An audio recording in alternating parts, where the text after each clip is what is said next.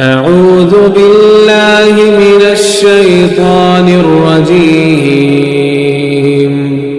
بسم الله الرحمن الرحيم. إن الحمد لله نحمده ونستعينه ونستغفره ونعوذ بالله من شرور أنفسنا ومن سيئات أعمالنا. من يهده الله فلا مضل له ومن يضلل فلا هادي له. وأشهد أن لا إله إلا الله وحده لا شريك له. وأشهد أن محمدا عبده ورسوله. أما بعد فأعوذ بالله من الشيطان الرجيم. بسم الله الرحمن الرحيم. ومن الناس من يتخذ من دون الله أندادا يحبونهم كحب الله والذين آمنوا أشد حبا لله. وقال النبي صلى الله عليه وسلم لا يؤمن أحدكم حتى أكون أحب إليه من والده وولده والناس أجمعين. معزز حاضرین جمعہ، ہر قسم کی حمد و ستائش، تعریف و توصیف، بزرگی و بڑائی اور عبادت و بندگی لائق اور مناسب ہے اللہ رب العالمین کے لیے، جو ہم سب کا خالق ہے، رازق ہے اور سارے جہان کا رب ہے۔ اور درود و سلام نازل ہو تمام نبیوں اور رسولوں پر، خاص طور پر آخری رسول جناب محمد صلی اللہ علیہ وسلم پر بے شمار درود و سلام نازل ہو۔ اللہم صلی علیہ وبارک وسلم۔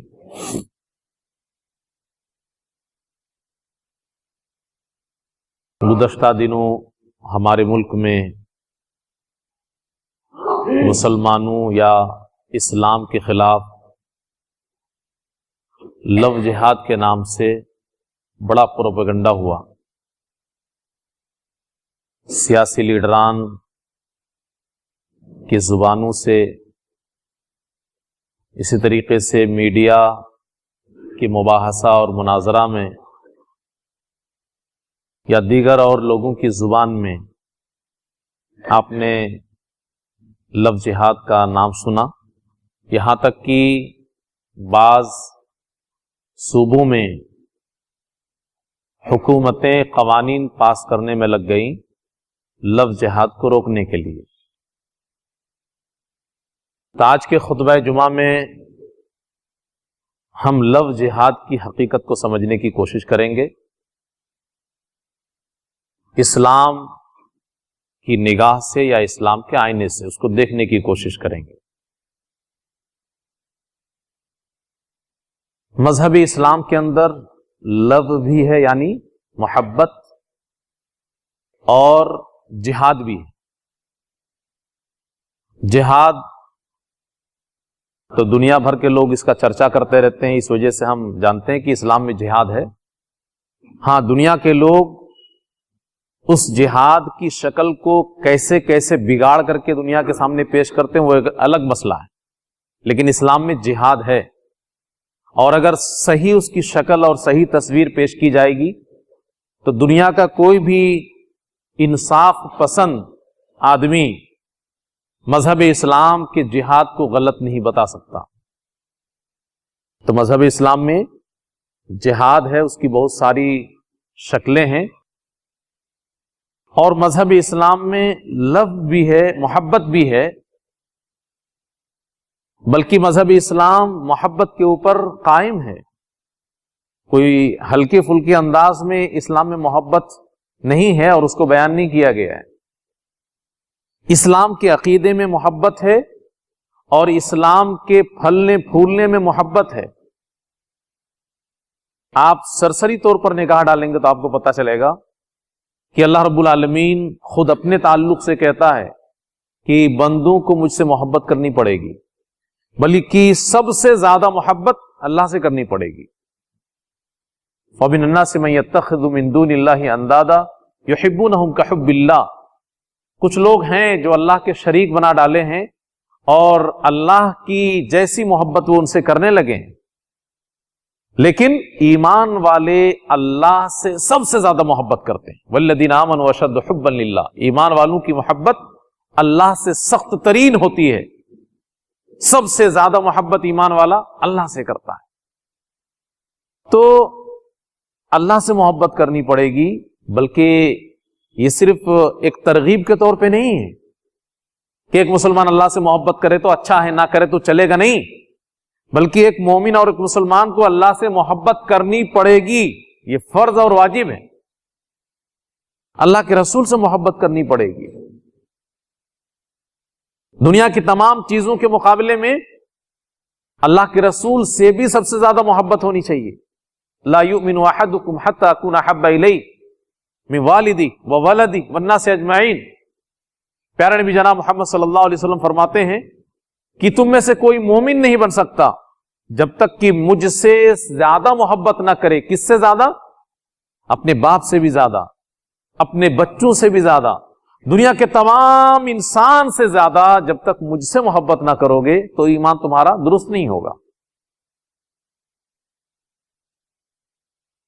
ایمان والوں سے بھی محبت کرنا ہے، جتنے بھی دنیا میں مسلمان ہیں سب سے محبت کرنی ہے۔ محبت کی جال میں سارا مسلمان بندھا ہوا ہے۔ انما المؤمنون والمؤمنات بعضهم اولیاء بعض، مسلمان آپس میں ایک دوسرے کے محبوب ہیں، ایک دوسرے کے دوست ہیں۔ اسلام نے یہ درس دیا ہے،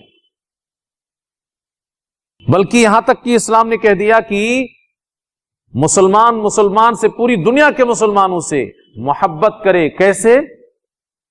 بالکل اس طریقے سے جس طریقے سے جسم میں کہیں پہ تکلیف ہونے پہ، جسم کے کسی بھی حصے میں تکلیف ہو تو ایک انسان بے چین ہو جاتا ہے، پورا جسم بے چین ہوتا ہے، ایسے ہی سارے مسلمان ایک جسم کے مانند ہیں۔ مثل المؤمن فی توادہم وتعاطفہم وتراحمہم، محبت کرنے میں، نرمی اور رحم کا معاملہ کرنے میں مسلمان ایک دوسرے کے ساتھ ویسے ہے کمثل الجسد، جیسا کہ ایک جسم ہے ایک انسان کا۔ جسم کے کسی بھی حصے میں تکلیف ہوتی ہے تو پورا جسم کا حصہ پریشان ہوتا ہے، پورا جسم محسوس کرتا ہے کہ ہاں کہیں پہ دقت ہے۔ ایسے ہی کسی بھی مسلمان کو کسی بھی قسم کی تکلیف اور پریشانی ہو تو اس سے محبت ایک مسلمان کے ہونے کے ناطے دوسرے مسلمان کو محسوس ہونا چاہیے کہ مجھے بھی تکلیف ہو رہی ہے۔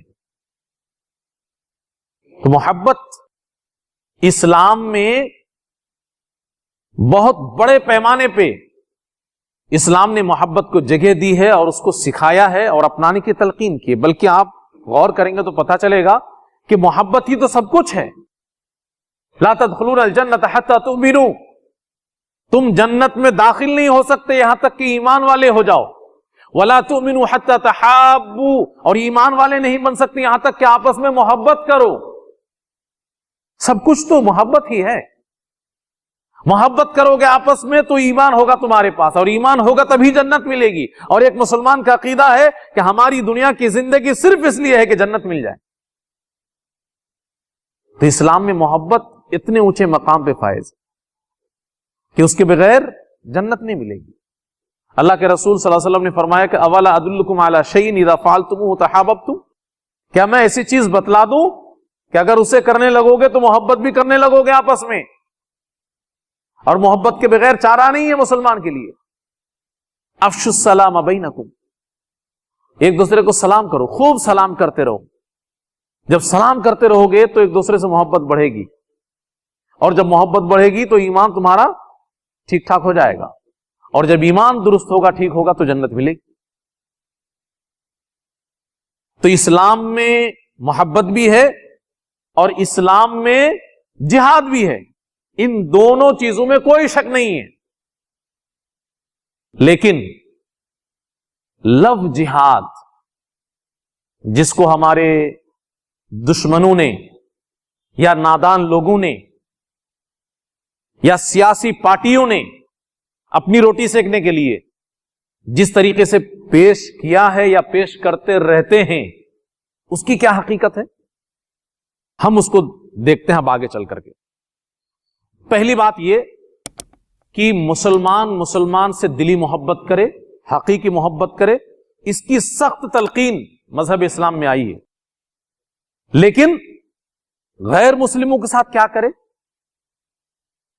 اس کے ساتھ دلی محبت نہیں کر سکتا، لیکن انسانیت کا سلوک کرے گا۔ غیر مسلموں کے ساتھ، کافروں کے ساتھ دلی محبت نہیں کرے گا مسلمان، لیکن انسانیت کا سلوک ضرور کرے گا، اچھے اخلاق کا مظاہرہ کرے گا۔ ایک انسان ہونے کے ناطے بھی غیروں کے ساتھ ہمارا آپ کا رشتہ ہے، تو انسانیت کا رشتہ اسلام ختم نہیں کرتا۔ اور ساتھ ہی ساتھ اسلام کی سربلندی کے لیے ان کے ساتھ نرمی کی رہنمائی اسلام کرتا ہے کہ ان کے ساتھ نرمی اختیار کرو، ان کے ساتھ اچھے اخلاق سے پیش آؤ۔ اور اس سلسلے میں اسلام اتنے زیادہ لچک اختیار کرتا ہے کہ ضرورت پڑنے پر ان کو زکوٰۃ کا پیسہ بھی دو، ضرورت پڑنے پر پیسہ بھی دو۔ بہت سارے لوگوں کو یہ پوائنٹ تھوڑا سا باریکی کے ساتھ سمجھنا پڑے گا۔ مذہب اسلام ایسا نہیں کہ کسی کو خریدنا چاہتا ہے۔ ہاں، کوئی یہ نقطہ ذہن میں نہ بسائیں کبھی کہ اسلام میں غیر مسلم کو یا کافر کو پیسہ دینے کی بھی بات آئی ہے، زکوٰۃ کی رقم دینے کی بھی بات آئی ہے، تو اس کا مطلب اسلام پیسے سے کسی کو خریدنا چاہتا ہے؟ پیسے سے اسلام خریدنا نہیں چاہتا، بلکہ اسلام سے قریب ہونے کے لیے یہ راستہ اختیار کرتا ہے۔ اسلام ایک سچا اور سیدھا راستہ ہے، اور جو لوگ اس راستے پہ نہیں ہیں ان کا انجام بڑا برا ہونے والا ہے۔ اس وجہ سے اسلام نے یہ نرمی کا راستہ اختیار کیا، اس کو خریدنے کے لیے نہیں، اس کی بھلائی کے لیے، کہ وہ قریب سے اسلام کو دیکھ سکے، اور جب سمجھ میں آ جائے کہ اسلام اتنا خوبصورت ہے، اسلام اتنا اچھا ہے، اور اسلام ہی ہماری زندگی کا اصل مقصد ہے، تو پھر وہ اسلام قبول کر کے اپنی آخرت کو سنوار لے، اسی کا بھلا ہے اس میں۔ پیارا رسول جناب محمد صلی اللہ علیہ وسلم، کوئی آدمی اسلام قبول کرے اس کے لیے کتنا پریشان تھے۔ مذہب اسلام کے اندر تعداد بڑھانے کا کوئی تصور نہیں ہے، صرف یوں ہی کہ ایک بڑی تعداد اسلام کے نام پر دنیا میں چلتی پھرتی رہے، اسلام کو اس سے کوئی تعلق نہیں ہے، لیکن ایک ایک آدمی اسلام کی نگاہ میں بہت ہی امپورٹنٹ ہے، اس اعتبار سے کہ اس کو جہنم سے نجات مل جائے۔ تو پیارے رسول جناب محمد صلی اللہ علیہ وسلم کافروں کے سلسلے میں پریشان رہتے تھے، یہ ایمان کیوں نہیں قبول کرتے؟ اس لیے نہیں کہ ہمارے پاس ایک جتھا ہو جائے، ہم دنیا میں سپر پاور ہو جائیں اور آج کے ظالموں کی طرح ظلم کریں، نہیں، بلکہ جو بھی اسلام کے اندر قدم رکھے اس کا بھلا ہو جائے، کیونکہ اسلام بتاتا ہے کہ مرنے کے بعد آخرت میں کس کا کیا انجام ہونے والا ہے۔ تو پیارے رسول جناب محمد صلی اللہ علیہ وسلم اتنے فکر مند تھے کہ اللہ رب العالمین نے قرآن میں یہاں تک کہہ دیا کہ لعلک باخع نفسک علی آثارہم، ان کے ایمان لانے کے چکر میں آپ پریشان ہو کر کے کہیں اپنے آپ ہی کو ہلاک نہ کر لیں، اپنی جان نہ گنوا بیٹھیں، ڈپریشن کا شکار نہ ہو جائیں۔ اِلَّمْ يَكُونُوا مُؤْمِنِينَ بعض جگہ میں کہا گیا، اور اِلَّمْ يُؤْمِنُوا بِهَذَا الْحَدِيثِ آسَفًا بعض جگہ میں کہا گیا کہ یہ ایمان نہیں لا رہے ہیں، اس لیے اتنا پریشان آپ ہو جا رہے ہیں کہ شاید آپ مر جائیں گے۔ اور اللہ کے رسول صلی اللہ علیہ وسلم نے ایک مثال میں اس کو بہت خوبصورت انداز میں بیان فرمایا۔ اللہ کے رسول صلی اللہ علیہ وسلم مثال دیتے ہوئے کہتے ہیں کہ اے لوگو، میری مثال تمہارے ساتھ ایسی ہے کہ جیسا کہ ایک آدمی نے آگ جلایا، اور جب آگ جلنے لگتی ہے تو پروانے اڑ کر کے آ کے گرنے لگتے ہیں، اس میں کیڑے مکوڑے چھوٹے چھوٹے آ کے گرنے لگتے ہیں۔ تو ایک آدمی نے آگ جلایا، جب روشنی پھیلی تو پروانے اور چھوٹے موٹے کیڑے مکوڑے آ کے گرنے لگے، تو وہ آدمی ان سب کو روکنے لگا، خیر یہ تو آگ میں گرے گا تو مر جائے گا سب، تو سب کو روکنے لگا وہ، لیکن کیڑے مکوڑے اور پروانے اس کے روکنے سے نہیں روکے، اب وہ سب کے سب آ کر کے گرتے رہے, وہ آدمی روک نہ سکا اور سب گر پڑے. تو اللہ کے رسول صلی اللہ علیہ وسلم فرماتے ہیں کہ اے لوگوں, میں تمہیں آگ سے روک رہا ہوں, تمہاری کمر پکڑ پکڑ کے. انا آخذ بحجزکم عن النار, میں تمہارا کمر پکڑ پکڑ کے روک رہا ہوں کہ آگ میں نہ گرو, آگ سے دور رہو, لیکن تم سب مجھے ڈھکیل پکیل کر کے گر ہی جا رہے ہو. تو اسلام میں کافروں کے تعلق سے یہ دراصل خیال ہے کہ کوئی بھی انسان اگر کفر پہ مرے گا تو وہ آگ میں جائے گا تو اس کو بچاؤ. تعداد بڑھانے سے ہمارا کوئی تعلق نہیں ہے, اسلام میں اس کا تصور ہی نہیں ہے. اور اسلام دنیا میں فتح و شکست کو اس نظریے سے کبھی دیکھتا بھی نہیں ہے کہ ہماری تعداد ہو جائے گی زیادہ تو ہم سب کچھ میدان ہاتھ میں کر لیں گے اور جو چاہیں گے وہ کریں گے. بلکہ اسلام تو ہمیں یہ سکھاتا ہے کہ چند مٹھی بھر لوگ اگر سچے مومن ہوں گے تو ایک بہت بڑی تعداد کے اوپر وہ بھاری پڑ جائیں گے. قرآن میں اللہ نے بیان فرمایا ہے, کم من فئۃ قلیلۃ غلبت فئۃ کثیرۃ باذن اللہ, چھوٹی سی جماعت بڑی بڑی جماعت کے اوپر غالب ہو گئیں, فتح یاب ہو گئیں اللہ کی مدد سے اور اللہ کے حکم سے, اللہ کی اجازت سے. تو پیسہ دینے کی بھی بات آئی ہے, وہ اس لیے نہیں کہ کسی کو خرید لیا جائے, بلکہ اس لیے کہ وہ اسلام کے قریب ہو کر کے اسلام کو سمجھے, پرکھے, اور جب سمجھ میں آ جائے تو دل سے اسلام کو قبول کرے. اور اسی وجہ سے ایمان کی تعریف میں کیا کہا جاتا ہے بھائی؟ قول باللسان, زبان سے بولنا بھی ہے لا الہ الا اللہ محمد رسول اللہ, و تصدیق بالجنان, اور دل سے تصدیق بھی کرنا ہے, دل سے ماننا بھی ہے کہ ہاں یہ سچا ہے, یہ صحیح ہے. صرف زبان سے کہہ دینے کا نام اسلام نہیں, لا الہ الا اللہ محمد رسول اللہ, دل سے اس کی تصدیق بھی کرنی پڑے گی. اور اسی وجہ سے اسلام کہتا ہے کہ اسلام قبول کرنے کے سلسلے میں کوئی زبردستی نہیں ہے, لا اکراہ فی الدین, دین میں سختی نہیں, زبردستی نہیں کہ جبرن مسلمان بنو. اگر آپ کو سمجھ میں آتا ہے تب آپ اسلام قبول کرو. اور اسی وجہ سے اسلام میں جو دوسرا راستہ ہے, دوسرا پہلو ہے کہ ایک آدمی اگر مسلمان ہو جاتا ہے اور اس کے بعد پھر اسلام سے پھر جاتا ہے, مرتد ہو جاتا ہے, تو اسلام نے اس کی سزا کیا رکھی ہے؟ قتل. کیوں؟ اس لیے کہ اسلام قبول کرنے کے سلسلے میں جبر کا بالکل قائل نہیں ہے کہ زبردستی کوئی اسلام قبول کرے. اسلام نے اس آپشن کو ختم کر دیا ہے, کھلے دل سے جب سمجھ میں آ جائے تبھی اسلام قبول کرو. پیسے وغیرہ غیر مسلموں کو دیے جاتے ہیں یا دیے جائیں گے زکات کے فنڈ سے بھی, تاکہ اس کے شر سے بچا جائے, یا وہ اسلام کے قریب ہو کر کے اسلام کو سمجھ کر کے دل سے اسلام کو قبول کرے. اور جب آدمی اسلام قبول کر لے گا اس کے بعد پھر اس کے پاس آپشن نہیں کہ اس کو چھوڑ دے, کیونکہ اسلام جبرن اسلام قبول کرنے سے منع کرتا ہے. اب ایک آدمی اسلام قبول کر کے اس کو چھوڑ دے, اس کا مطلب کیا ہوا؟ وہ اسلام کا مذاق اڑا رہا ہے. اسلام نے اس لیے آپشن ختم کر دیا بعد میں بھی کہ تم نے بغیر سوچے سمجھے اسلام قبول کیا, تو اب کیا جان بوجھ کر کے تم نے اسلام کو نقصان پہنچانے کے لیے کیا, جو بھی شکل ہو تمہارے دل کی, لہذا اب تم کو جینے کا حق نہیں. تو میں یہ کہہ رہا تھا کہ اسلام میں یہ شکل بھی ہے غیر مسلموں کے ساتھ, لیکن دلی محبت مسلمان کے ساتھ مسلمان کرے گا. اب جو تصویر لفظ جہاد کی ہماری اور آپ کے سامنے ہے کہ ایک مسلم لڑکا کسی غیر مسلم لڑکی سے, اصل شکل یہی ہے, ایک مسلم لڑکا کسی غیر مسلم لڑکی سے محبت کرے اور اس کے بعد اس سے شادی کر لے. اس سلسلے میں اسلام ہماری کیا رہنمائی کرتا ہے؟ اس سلسلے میں جب آپ قرآن و حدیث کو کھنگالنے کی کوشش کریں گے تو پتہ چلے گا کہ اسلام میں یہ چیز تو ہے ہی نہیں.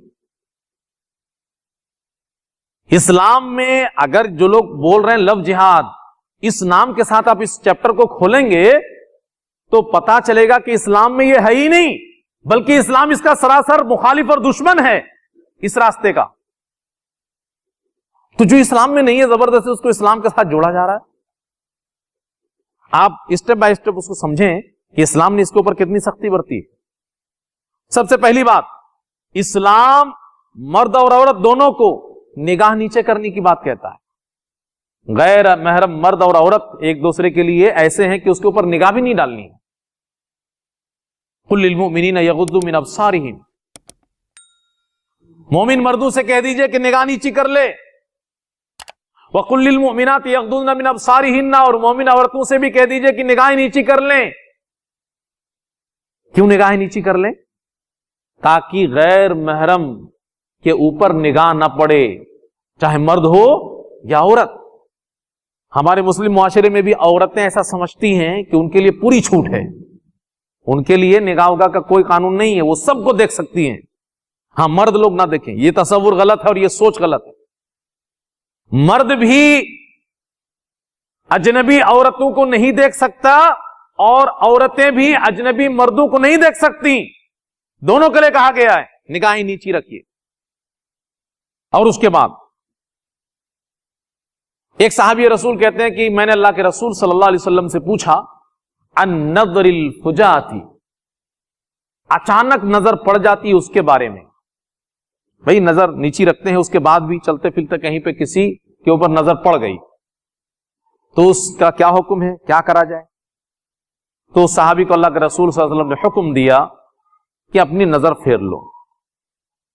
فَأَمَرَنِي أَنْ أَصْرِفَ بَصَرِي، اللہ کے رسول نے مجھے حکم دیا کہ میں اپنی نگاہ پھیر لوں. کوئی گناہ نہیں، اچانک نگاہ پڑ گئی کسی اجنبی خاتون پہ اور اپنی نگاہ پھیر لیا تو آپ گنہگار نہیں. اور حضرت علی رضی اللہ عنہ کو اللہ کے رسول صلی اللہ علیہ وسلم نے یہی بات اس انداز میں کہی، لا تتبع النظرة النظرة، نظر کے پیچھے نظر مت لگاؤ. فإن لك الأولى وليست لك الآخرة، پہلی نظر تو جائز تھی جو اچانک پڑ گئی، دوسری نظر تمہارے لیے جائز نہیں. اگر کسی کے اوپر نظر پڑ گئی تو یہ نہیں کہ پھر آپ اس کے اوپر نظر ڈالیں. نگاہیں نیچی رکھنے کے بعد بھی کبھی اگر کسی بھی وجہ سے نظر پڑ گئی، نظر کو آپ پھیر لیجئے، دوبارہ اس کے اوپر نظر نہیں پڑنی چاہیے. اور کچھ ہمارے نوجوان اس کا غلط مفہوم نکال سکتے ہیں اور کہہ سکتے ہیں کہ ایک نظر جی بھر کے دیکھ لیں، پہلی نظر جی بھر کے دیکھ لیں. نہیں، وہ اچانک نظر ہے، اگر جی بھرنے کی طرف آپ چلے گئے آپ گنہگار ہو گئے. مطلب یہ نہیں تھا کہ آپ جتنی دیر تک ہو ایک بار دیکھتے رہیے، اس کو جب نظر ہٹائیں گے اس کے بعد سے حرام ہے، ایسا نہیں. ساری حدیثوں کو اکٹھا کریے. پہلی بات تو کہ اسلام دیکھنے ہی سے منع کر دیتا ہے، اچانک نظر پڑ جائے جتنی جلدی ہو سکے فوراً آپ نظر کو ہٹا لیجیے. اسی طریقے سے اگر آپ جو لو کی بات چل رہی ہے، آج دنیا میں لو کیا چیز ہے معلوم تو ہے ہی سب کو. اس میں پاکیزگی تو اب ختم ہی ہو گئی ہے. آج کی دنیا میں جو لو ہے، فلمی دنیا نے اس کو جس انداز میں دنیا کے سامنے پیش کر دیا ہے، اس میں پاکیزگی ختم ہو گئی ہے. اس میں خواہش نفس داخل ہے، جس کو لوگ عام طور پہ عشق کہا کرتے ہیں. تو اگر عشق کی نگاہ سے کوئی کسی کو دیکھے، مرد یا عورت، تو اسلام اس کے بارے میں کیا کہتا ہے؟ العینان تزنیان، دونوں آنکھ بھی زنا کرتی ہیں. زناہما نظر، اور دونوں آنکھ کی زنا، دونوں آنکھ زنا کس طریقے سے کرتی ہیں؟ خواہش نفس کے ساتھ کسی کو دیکھتی ہیں. تو اگر خواہش نفس کے ساتھ کسی کی طرف آپ لپکنے کے لیے پریشان ہو کر کے دیکھ رہے ہیں تو یہ تو زنا ہے. اسلام اس کو ریجیکٹ کر دیتا ہے. مسلمان ہو تب بھی، غیر مسلم ہو تب بھی، سب کے لیے آنکھیں بھی زنا کرتی. اور اگر آپ خواہش کے ساتھ اس کو دیکھتے ہیں مزہ لینے کے لیے، خواہش نفس کے چکر میں کہ بڑا اچھا لگ رہا ہے، تو ایسی صورت میں آپ زناکار ہیں. اللہ کے رسول صلی اللہ علیہ وسلم کے زمانے میں ایک مرتبہ ایسا ہوا کہ فضل بن عباس رضی اللہ عنہ اللہ کے رسول صلی اللہ علیہ وسلم کے ساتھ سواری میں پیچھے بیٹھے ہوئے ہیں. تو خثعم قبیلہ کی ایک خاتون مسئلہ پوچھنے کے لیے اللہ کے رسول صلی اللہ علیہ وسلم کے پاس چلی آتی ہے. اب فضل بن عباس اللہ کے رسول صلی اللہ علیہ وسلم کے پیچھے بیٹھے ہیں اور سامنے سے خاتون آ گئی ہیں، مسئلہ پوچھ رہی ہیں. تو فضل بن عباس کی نگاہ اس عورت کے نگاہ سے ٹکرا جاتی ہے. فجعل الفضل ينظر الیہا، فضل اس عورت کو دیکھنے لگتے ہیں. وتنظر الیہ، اور وہ عورت بھی فضل کو دیکھنے لگتی ہے. تو اللہ کے رسول صلی اللہ علیہ وسلم یہ نہیں کہ پھر مسئلہ بتا رہے ہیں اور وہ اپنا کام ہوتا بھی رہے. انسان ہے, چوک ہو سکتی ہے, غلطی ہو سکتی ہے. اللہ کے رسول صلی اللہ علیہ وسلم نے حضرت فضل کے چہرے کو دوسری طرف پھیر دیا کہ تاکہ نگاہ سے نگاہ نہ ٹکرائے. اب ذرا سا غور کریے کہ جس اسلام میں نظر کو نظر سے ملنے سے روک دیا گیا ہے, وہاں پہ لفظ جہاد کا کوئی تصور ہو سکتا ہے؟ آگے کی اسٹیپ تو سب ختم ہی ہو گئے. اسلام میں دیکھنے تک کی ممانعت ہے اور حرام ہے. وہ حرام کام مسلمان کرے گا, وہ جہاد ہوگا. تو یہ تصویر پوری الٹی ہوئی ہے. لفظ جہاد اسلام میں کوئی چیز نہیں ہے. اگر آپ اس کو اس کے ساتھ جوڑیں گے کہ اسلام نے غیر مسلموں کے ساتھ نرمی کی بات کہی ہے, یا ضرورت پڑنے پر المؤلفۃ قلوبہم, قرآن میں اللہ نے ذکر فرمایا ہے کہ دل نرم پڑ جائے, اس کے لیے بھی ان کو صدقہ کا مال دو, زکوٰۃ کا مال دو, غیر مسلم کو بھی دیا جائے گا تاکہ اس کے شر سے بچا جائے, یا وہ اسلام کو سمجھے قریب میں رہ کر کے اور اسلام کو قبول کرے. لیکن پریشر نہیں, دباؤ نہیں, دھوکہ نہیں. اسلام میں دھوکہ ہے ہی نہیں. اگر دھوکہ کے ساتھ معاملہ ہوتا تو پھر مرتد کی سزا قتل نہ ہوتے. مرتد کی سزا اسی لیے قتل ہے کہ اسلام میں دھوکہ نہیں ہے. کھلی آنکھ سے اسلام کو دیکھو, سمجھو. اگر دل اپیل کرتا ہے, دل سے آواز آتی ہے کہ نہیں یہ بہت اچھی چیز ہے, اس کو مان لینا چاہیے, تب آپ مانو. لا اکراہ فی الدین. تو نظر ہی کے اوپر باؤنڈیشن لگ گئی ہے. ابھی تو بات اور خلوت اور لین دین اور بوس و کنار, وہ سب تو بہت بڑی بات ہو گئی اسلام. شادی کا نمبر تو بہت زمانہ بعد آتا ہے. جو لفظ جہاد کی بات کر رہے ہیں لوگ, شادی کا نمبر تو بہت زمانے کے بعد آتا ہے. اسلام پہلے ہی قدم روک لیتا ہے کہ نہیں, دیکھ ہی نہیں سکتے. بات کرنا تو دور کی بات ہے, تنہا اکیلے میں ملنا تو دور کی بات ہے, اور پھر بوس و کنار ہونا تو دور کی بات ہے. اسلام نظر کو نظر سے ملانے سے روک دیتا ہے. تو پھر ہے یہ کیا, یہ لفظ جہاد کیا ہے؟ یہ مکمل سیاسی پروپیگنڈا ہے. یہ تو میں نے اسلام کے آئینے سے آپ کو دکھایا.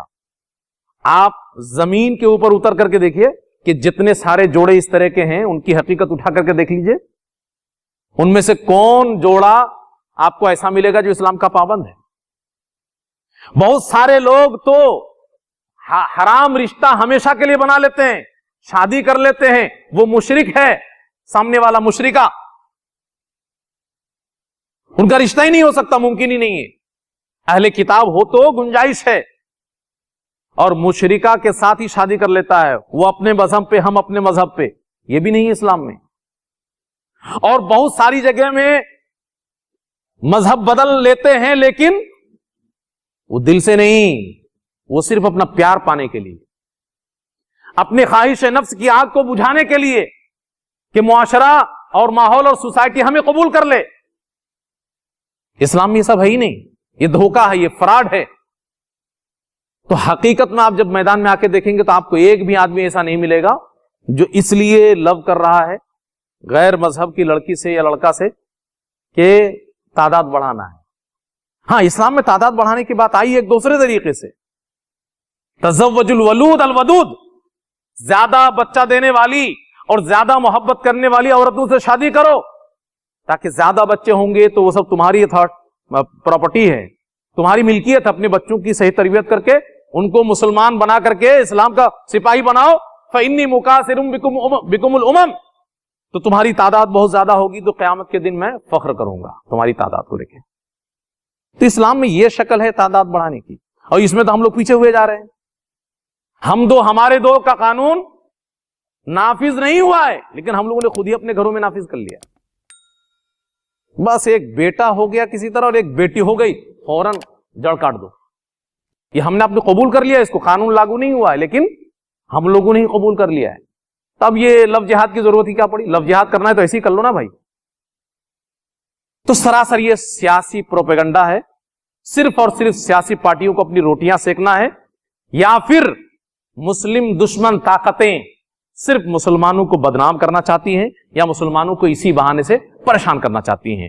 مذہبی اسلام میں قرآن و حدیث کے دلائل کی روشنی میں اس کی کوئی تصویر، ذرا سی بھی تصویر آپ کو نظر نہیں آئے گی کہیں پر بھی، بلکہ اگر آپ اس کو دیکھنے جائیں گے تو پتا چلے گا کہ اگر کوئی اس اینگل سے جہاد کرنا چاہتا ہے مسلم نوجوان تو وہ حرام کام کر رہا ہے، وہ گنہگار ہے، اور اللہ کے یہاں اس کو سزا ملے گی۔ بہرحال اللہ رب العالمین سے دعا کریں کہ اللہ رب العالمین مسلم دشمن طاقتوں کو نیست و نابود کرے، اور اسی طریقے سے جو لوگ بھی اسلام کو بدنام کرنے کی کوشش کر رہے ہیں اللہ رب العالمین انہیں نامراد اور ناکام کرے، اور ہم مسلمانوں کی جو بدعمالیاں ہیں جس کی وجہ سے یہ سب آسان ہو رہا ہے، ہم مسلمانوں کو اللہ رب العالمین سدھرنے کی اور اپنے اعمال کی اصلاح